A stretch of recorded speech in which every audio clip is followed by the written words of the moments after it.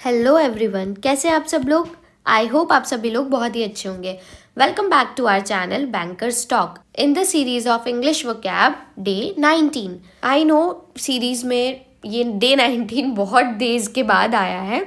Somehow बहुत सारी चीज़ें चल रही थी, एग्जाम्स चल रहे थे, तो वीडियो रेगुलर अपलोड नहीं हो पा रही थी। बट हाँ, साथ ही में हमने कंप्यूटर अवेयरनेस, ईडियम्स की और फ्रेजेस की भी वीडियोस सीरीज लॉन्च करी है, तो आप उसे भी चेकआउट कर सकते हैं। आपके सभी टाइप के एग्जाम्स में हमारी इंग्लिश की ये जो पूरी सीरीज़ है, कंप्यूटर अवेयरनेस की जो सीरीज़ है, ये बहुत काम आने वाली है। तो बिना टाइम वेस्ट करे स्टार्ट करते हैं आज की video. Let's get started.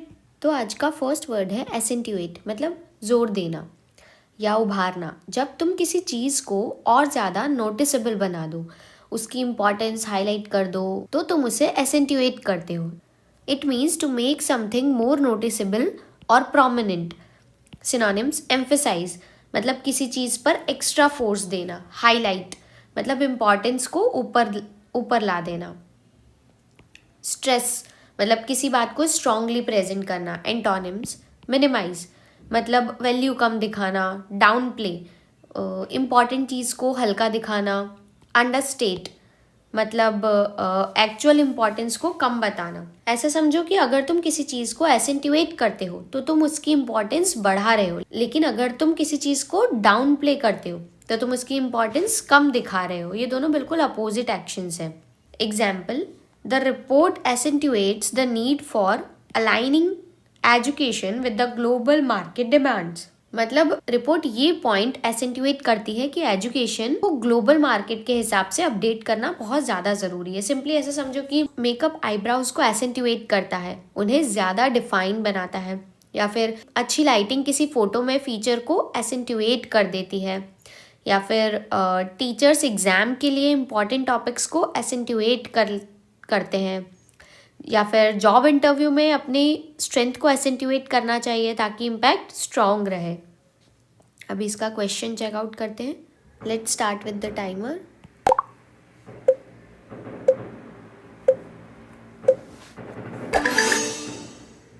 Question है what is the synonym of accentuate. Accentuate मतलब हो गया जोर देना, तो इसका आंसर तो एम्फेसाइज यहीं आ जाएगा, क्योंकि इसका मतलब होता है किसी चीज़ पर एक्स्ट्रा फोकस करना। अंडरस्टेट मतलब हो गया एक्चुअल इंपॉर्टेंस से कम बताना। डाउन प्ले मतलब हो गया कि इंपॉर्टेंट चीज़ से हल्का दिखाना। मिनिमाइज मतलब हो गया वो तो वैल्यू कम कर देना। तो आंसर क्या आ जाना चाहिए? एम्फेसाइज। बिल्कुल सही है भाई हमारा answer. Now moving to the next word, resilience मतलब लचीलापन या सहनशीलता। जब कोई सिचुएशन के बाद भी जल्दी कवर कर ले या बदलाव को एक्सेप्ट कर ले, उस क्वालिटी को क्या बोलते हैं? रेजिलियंस बोलते हैं। It means the capacity to recovery quickly from the difficulties और adept to change. Synonyms: toughness मतलब मेंटल मजबूती होना। अडेप्टेबिलिटी मतलब बदलाव को एक्सेप्ट करने की शक्ति करना। फ्लेक्सिबिलिटी सिचुएशन के हिसाब से एडजस्ट करना। एंटोनिम्स: फ्रेजिलिटी मतलब आसानी से टूट जाना। वल्नरेबिलिटी मतलब जल्दी हर्ट हो जाना। रिजिडिटी मतलब बदलाव को एक्सेप्ट ना कर पाना। या फिर ऐसा समझिए जब कोई रेजिलेंट होता है तो वो बहुत मुश्किल वक्त से उभर जाता है, ठीक है। पर जब फ्रेजाइल लोग आसानी से टूट जाते हैं और रिजिड लोग चेंज को अडेप्ट नहीं कर पाते, इसीलिए ये दोनों वर्ड्स एक दूसरे के अपोजिट होते हैं। Example: resilience is a crucial skills in today's dynamic job market. मतलब आज के फास्ट चेंजिंग जॉब मार्केट में रेजिलियंस बहुत ज़्यादा ज़रूरी है। जो अडेप्ट करेगा वही ग्रो करेगा। सिंपल ऐसे समझो कि एग्ज़ाम में लो मार्क्स आने के बाद भी दोबारा स्ट्रॉन्ग प्रेपरेशन करना रेजिलियंस है। ब्रेकअप के बाद लाइफ में आगे बढ़ना रेजिलियंस है। जॉब लॉस के बाद नई अपॉर्चुनिटीज़ ढूंढना एडेप्टेबिलिटी है। छोटा सा क्रिटिसिज्म के बाद हर्ट होकर ब्रेक हो जाना फ्रेजाइल है। चलिए अब इसका एक क्वेश्चन चेकआउट कर लेते हैं। Let's start with the timer.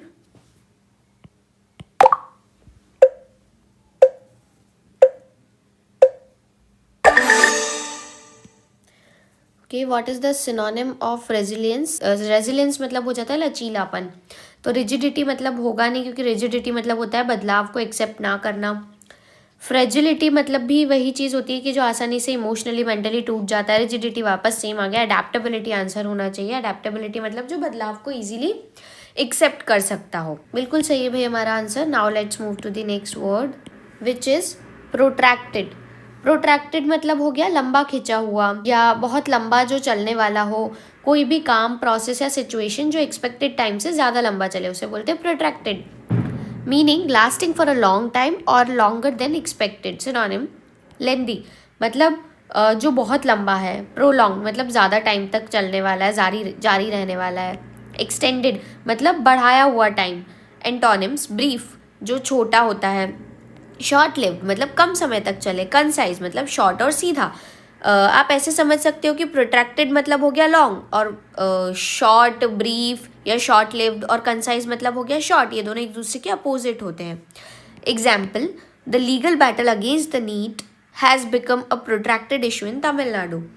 मतलब तमिलनाडु में नीट को लेकर चल रहा जो लीगल केस है वो बार बार लंबा होता जा रहा है, इसलिए वो कैसा इशू बन गया है, प्रोट्रैक्टेड बन गया है। सिंपली ऐसे समझो कि कोर्ट केसेस जो सालों से चले आ रहे हैं वो प्रोट्रैक्टेड लीगल बैटल्स होते हैं। लंबा और बोरिंग मीटिंग कैसा हो जाता है, प्रोट्रैक्टेड मीटिंग हो जाता है। ईयर्स तक चल रहा जो प्रोजेक्ट है वो प्रोट्रैक्टेड प्रोजेक्ट हो जाता है। या फिर जल्दी खत्म हो गया कॉन्वर्सेशन, ब्रीफ डिस्कशन कहलाता है। हम ऐसा नहीं बोलते कि आंसर को ब्रीफ में लिखो, ब्रीफ में समझाओ मतलब शॉर्टकट में समझाओ। अभी इसका एक क्वेश्चन चेकआउट कर लेते हैं। Let's start with the timer.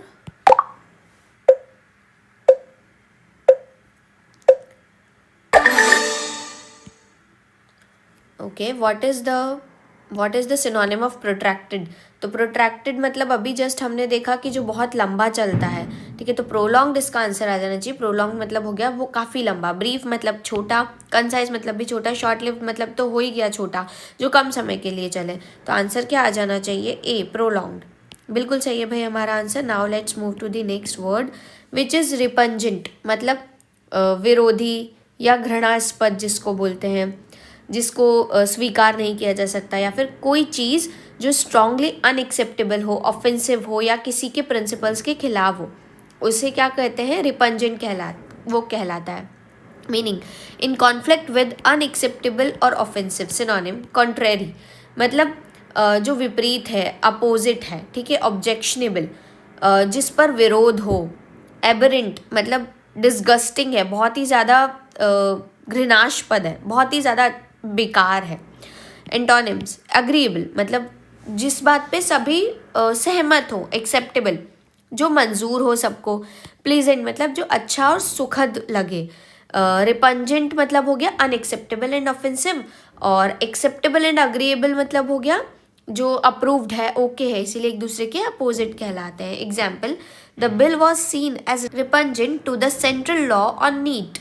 मतलब नीट के सेंट्रल लॉ के हिसाब से वो बिल कम्प्लीटली अपोजिट और अनएक्सेप्टेबल था, इसीलिए उसे रिपंजेंट बोला गया। सिंपली ऐसे समझो कि कोई स्टेटमेंट जो इंसल्टिंग हो, रिपंजेंट रिमार्क है। सोसाइटी के वैल्यूज़ के खिलाफ कोई एक्ट हो, रिपंजेंट एक्ट है, मतलब विरोधी है, जिसे कोई पसंद नहीं करता। या फिर अच्छा और स्वीट बिहेवियर क्या हो जाता है, प्लीजेंट बिहेवियर हो जाता है, या सबको जो पसंद आए, ऐसे रूल्स कैसे होते हैं, एक्सेप्टेबल रूल्स कहलाते हैं। चलिए अब इसका क्वेश्चन चेकआउट करते हैं। Let's start with the timer.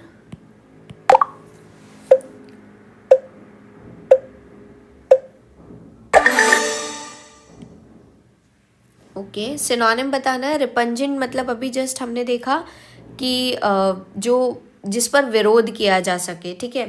तो अग्री तो सब अग्री कर गए, एक्सेप्टेबल भी नहीं हो सकता, प्लीजेंट भी नहीं हो सकता, तो क्या होना चाहिए, एबरेंट मतलब हो गया डिस्गस्टिंग, ठीक है। लेट्स सी हमारा आंसर सही है कि नहीं। बिल्कुल सही है भाई हमारा answer. Now let's move to the next word which is stark. Stark मतलब होता है निरा या स्पष्ट या कठोर, जिसे हम बोलते हैं। कोई चीज़ जो बिल्कुल क्लियर, ऑब्वियस और विदाउट सॉफ्टनेस दिखाई दे, या कोई सिचुएशन जो बहुत हार्श हो, उसे स्टार्क कहते हैं। मीनिंग समथिंग सीवियर और क्लियर इन अपीयरेंस और आउटलाइन, जिसे हार्श कहा जाता है। सिनोनिम हार्श मतलब जो बहुत रफ है या कठोर है। सीवियर बहुत ज़्यादा है, सीवियर कंडीशंस नहीं बोलते हम। ब्लंट मतलब जो बहुत सीधा है, बिना किसी सॉफ्टनेस, बिना किसी फिल्टर के बोल देता है। एंटोनिम सटल मतलब जो हल्का है या कम दिखाई देने वाला, बहुत बोल्ड नहीं है, माइल्ड। जो नरम है, कम तीव्र है। सॉफ्ट मतलब कोमल है, जेंटल है। Example the report highlights stark gaps in India skill development. मतलब रिपोर्ट ने इंडिया के स्किल डेवलपमेंट में बहुत क्लियर और हार्श डिफरेंसेस दिखाए, जिसे स्टार्क गैप्स बोला गया। सिंपली ऐसे समझो कि रिच और पुअर के बीच में बहुत बड़ा डिफरेंस होता है, उसे स्टार्क कॉन्ट्रास्ट माना जाता है। कोई हार्श ट्रुथ जो छुपाया ना जा सके वो स्टार्क रियलिटी होती है। सॉफ्ट जेंटल लुक जो होता है उसे सॉफ्ट अपीयरेंस कहते हैं, या लाइट डिफरेंसेस जो इजीली नोटिस ना हो वो क्या होता है, सटल डिफरेंसेस होते हैं। चलिए अब इसका एक क्वेश्चन चेकआउट करते हैं। Let's start with the timer.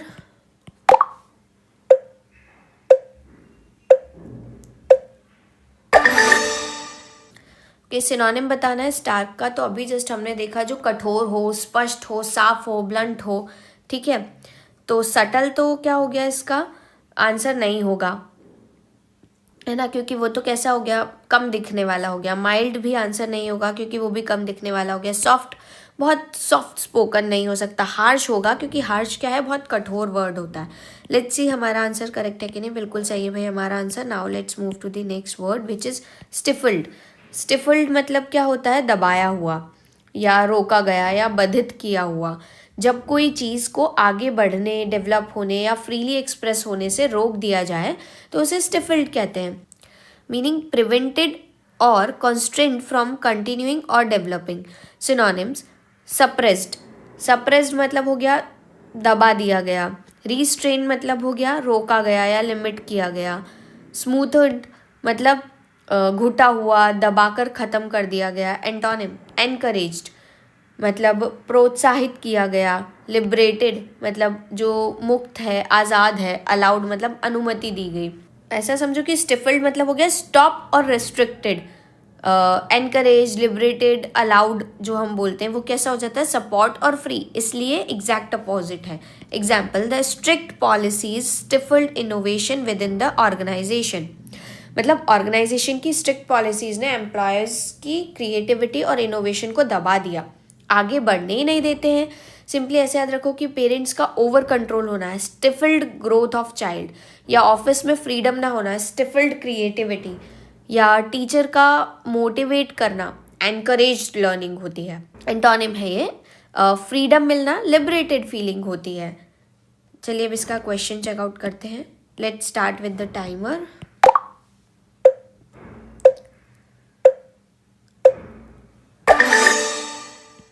Okay, इसका एंटोनिम बताना है स्टिफल्ड का। स्टिफल्ड मतलब अभी हमने देखा जो रोका हुआ है, दबाया हुआ है, जिसे बांध के रखा हुआ है। तो सप्रेस्ड तो सेम हो जाएगा, जिसे दबा रखा है। रिस्ट्रेन मतलब भी रोका गया है। स्मूथड मतलब भी दबाकर ख़त्म कर दिया गया है। तो एनकरेज मतलब क्या हो जाएगा, जो कि प्रोत्साहित किया गया है। तो आंसर क्या आ जाना चाहिए, सी एनकरेज्ड।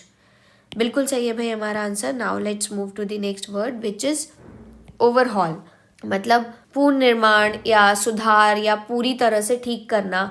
किसी सिस्टम, मशीन या प्रोसेस को पूरी तरीके से चेक करना, जो भी फॉल्ट्स हो उन्हें रिपेयर, रिप्लेस या इम्प्रूव करना, उसे बोलते हैं overhaul. Meaning thorough examination and necessary repair और इम्प्रूव्ड। Synonym revamp. रिवैम्प मतलब पूरी तरह से नया और बेहतर बनाना। रीस्ट्रक्चर मतलब नई संरचना में बदलना। रिफॉर्म मतलब सुधार करना। एंटोनिम्स डैमेज मतलब नुकसान पहुंचाना, खत्म कर देना।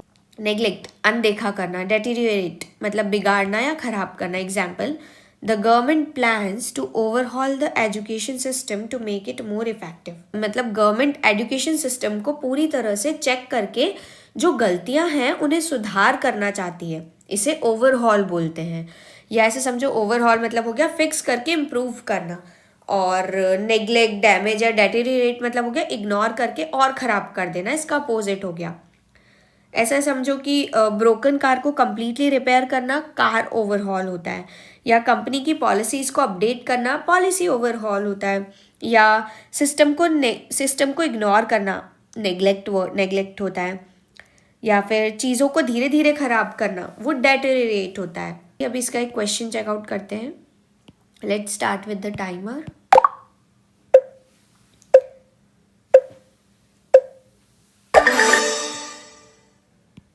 ओके, एंटोनिम बताना है ओवरहॉल का। ओवरहॉल का मतलब होता है पूरी तरह से ठीक करना।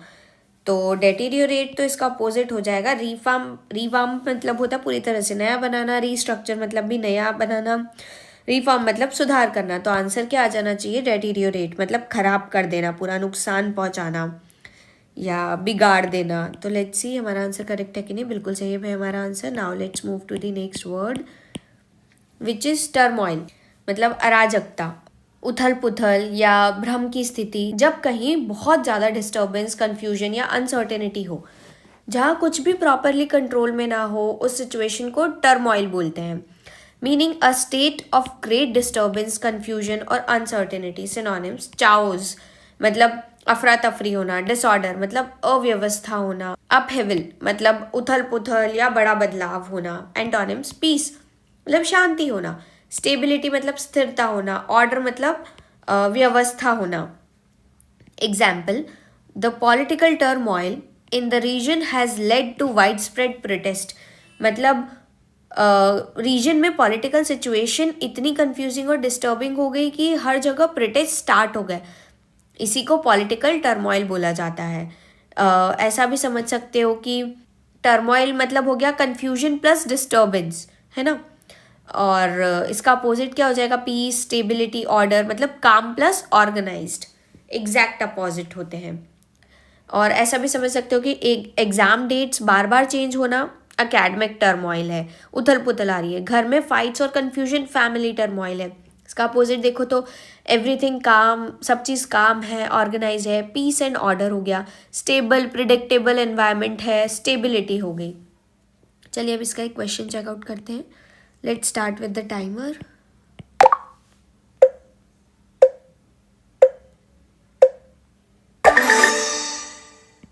ओके, एंटोनिम बताना है टर्मोइल का। टर्मोइल मतलब उथल पुथल। डिसऑर्डर तो इसका सिनोनिम हो गया जो अव्यवस्थित है। चाओस मतलब अफरा तफरी हो गया। अपहेविल मतलब भी उथल पुथल हो गया। तो आंसर क्या आ जाना चाहिए, स्टेबिलिटी, जहाँ पे क्या है, स्थिरता है। लेट्स सी हमारा आंसर करेक्ट है कि नहीं, बिल्कुल सही है भाई हमारा answer. Now let's move to the next word which is astounding, मतलब चौंका देने वाला। जब कोई चीज़ इतनी सरप्राइजिंग या इम्प्रेसिव हो कि लोग हैरान रह जाएं तो उसे क्या बोलते हैं, एस्टाउंडिंग कहते हैं। इट मीन्स एक्सट्रीमली सरप्राइजिंग और इम्प्रेसिव। सिनोनिम, अमेजिंग मतलब हैरान कर देने वाला, एस्टॉनिशिंग मतलब बेहद चौंकाने वाला, ब्रेथ टेकिंग मतलब इतना अच्छा कि सांसें ही थम जाए। एंटोनिम्स, ऑर्डिनरी मतलब सामान्य है, कुछ खास नहीं है। अनइम्प्रेसिव, असर ही नहीं छोड़ा, कुछ मज़ा ही नहीं आया। एक्सपेक्टेड मतलब पहले से अनुमानित है, इसलिए कोई खास सरप्राइज नहीं था। एस्टाउंडिंग मतलब हो गया सरप्राइज प्लस एक्स्ट्रा ऑर्डिनरी, और इसका अपोजिट क्या हो जाएगा, नो सरप्राइज, नॉर्मल है, ऑर्डिनरी है, अनइम्प्रेसिव है और एक्सपेक्टेड था ऐसा। तो example, His astounding performance in the competition left everyone speechless, मतलब उसकी परफॉर्मेंस इतनी माइंड ब्लोइंग थी कि सब लोग शॉक हो गए। बिल्कुल एस्टाउंडिंग। आप ऐसे भी समझ सकते हो कि जब कोई एवरेज स्टूडेंट टॉपर बन जाए, एस्टाउंडिंग इम्प्रूवमेंट होता है। या क्रिकेट मैच में लास्ट ओवर में इम्पॉसिबल विनिंग हो जाए तो एस्टाउंडिंग विक्ट्री होती है। अपोजिट में समझो, नॉर्मल सा रिजल्ट जैसे एक्सपेक्टेड था, एक्सपेक्टेड आउटकम है, ठीक है। ऐसा परफॉर्मेंस जिसमें कुछ स्पेशली ना हो तो अनइम्प्रेसिव है। अभी इसका एक क्वेश्चन चेकआउट करते हैं। Let's start with the timer.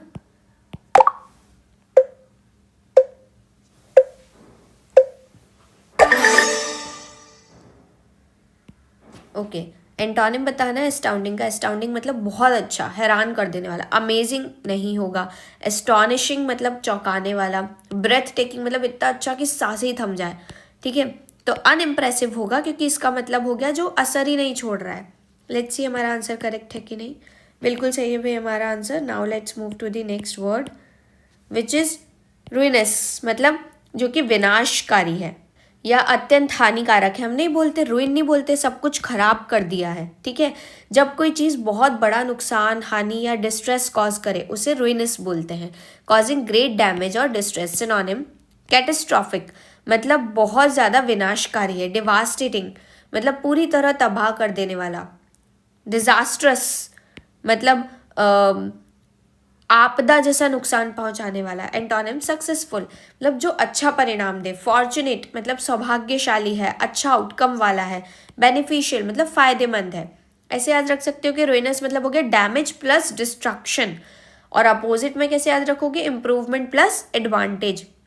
Example, the military's interventions in the region had disastrous consequences. मतलब आर्मी के इंटरवेंशन के बाद रीजन में इतना नुकसान हुआ कि उसको रुइनस आउटकम बोला गया, मतलब बिल्कुल विनाशकारी। ऐसा समझो कि एक्स्ट्रा लोन लेना जो बाद में रीपे ना हो पाए, वो रुइनस फाइनेंशियल डिसीजन होता है। या फेक न्यूज से लोगों को अनरेस्ट फैलाना, रुइनस impact on the society.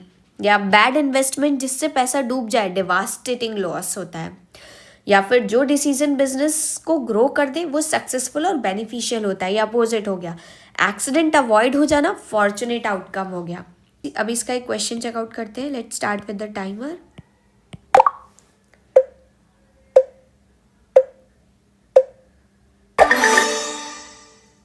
Okay, antonym बताना है रुइनस का। रुइन मतलब तो हो गया जो बहुत खराब कर दे। कैटास्ट्रॉफिक मतलब हो गया कि जो बहुत ही ज़्यादा विनाशकारी है, तो ये तो सिनोनिम हो गया। डिजास्ट्रस मतलब हो गया जो बहुत नुकसान दे। डिवास्टेटिंग मतलब भी क्या हो गया, जो पूरी तरह तबाह कर दे। आंसर क्या आ जाना चाहिए, बेनिफिशियल मतलब क्या हो गया, जो फायदेमंद है। लेट्स सी हमारा आंसर करेक्ट है कि नहीं। बिल्कुल सही है भाई हमारा आंसर।